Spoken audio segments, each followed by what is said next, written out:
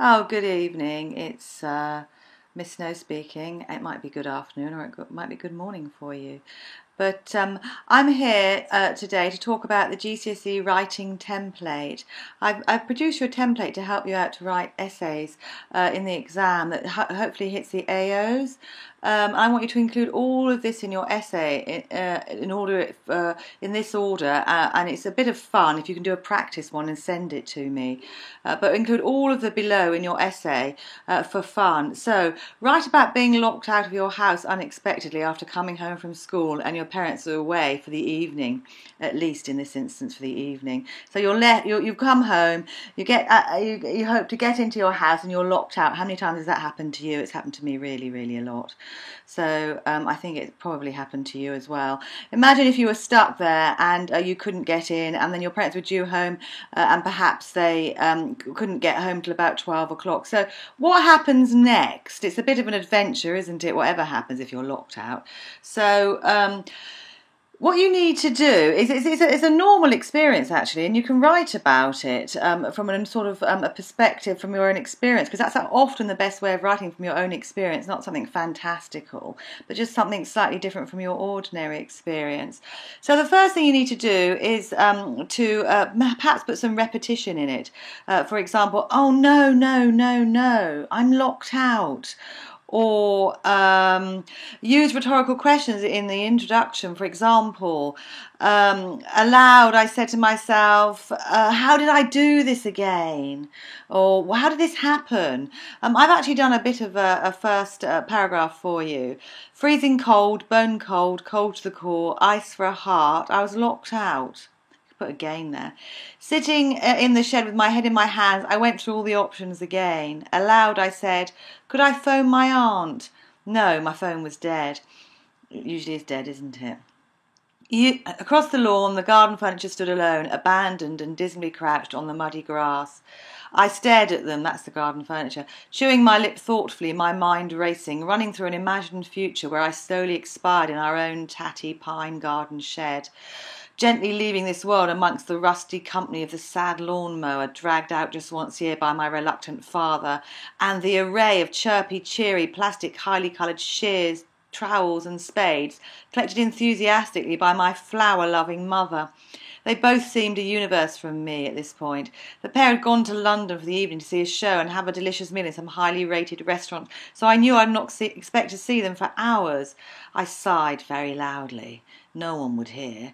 With a rising sense of frustration and annoyance, I kicked the desultory bicycle laying gloomily to the side of me. It heaved, jumped and bit my toe.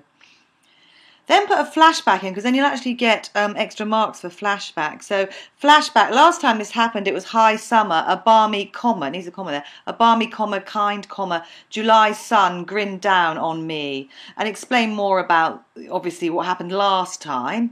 You want to put 5 paragraphs in here at least. You want to use complex and compound sentences and mix them with simple sentences like, I was cold, or I screamed, or whatever. Put your adjectives in pairs or threes. So as I did actually put, didn't I? Chirpy, cheery, plastic, highly coloured shears. Put some adverbs in, I vigorously, or sadly, or cheerily, or so to make the verb sound more interesting. Use the rule of 3. So, you can actually describe 3 things: freezing cold, bone cold, cold to the core, ice for a heart. Actually, that's a rule of 4, but you can use, something like that. Have a structure, a beginning, a middle and an end, really, and the flashback kind of can be a middle, can't it? Use imagery, personification, similes, metaphors, and senses description. That'll take you up the AOs as well. Use flashback as I've done. That'll definitely get you an AO 5.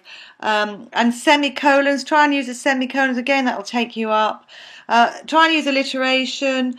A rhetorical question you can quite understand. Question mark. Have you ever been locked out? Question mark. Can you imagine how cold I felt? Question mark. All of those are rhetorical questions. Use some direct speech if you can to show off. All you're doing is showing off to the examiner, really.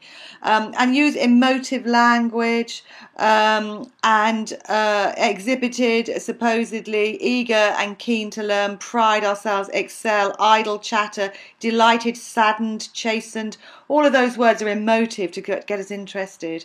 As I said, the rule of 3, which I seem to have put in twice, so that's not a problem. Just put the rule of 3 in twice if you can.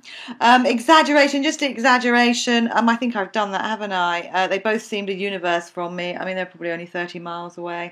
And, you know, you can describe, if someone turns up, you can exaggerate what they looked like. Don't make them look sort of ordinary. Try and exaggerate something about them. And final sentence, try and end it with a flourish.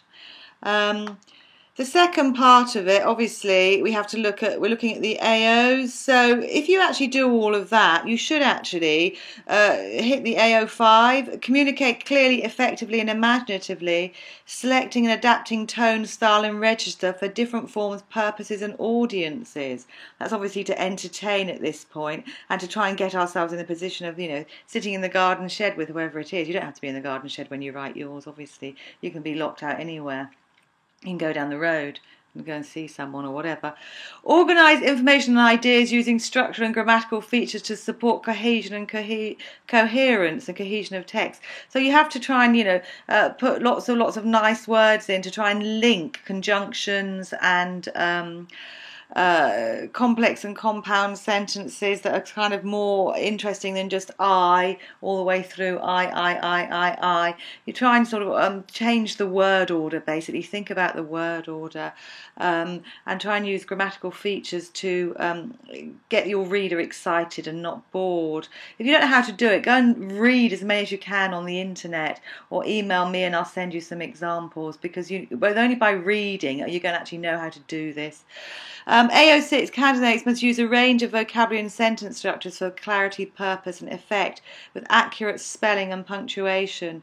This requirement must constitute 20% of the marks for each specification as a whole. So spelling and punctuation is really, really important. So before you send work to me, can you check all the spellings and try and learn some key spellings and key spelling rules. They are marking you on spelling and punctuation. So use Mr. Bruff's punctuation and videos to help you create decently punctuated work. Otherwise you'll drop down the AOs as well. You want to get level 3, 4 or 5 basically. You don't want to stay at the bottom of that. So if you can actually do this for me and email it to me, and I will be delighted to mark it for you. Okay, thank you.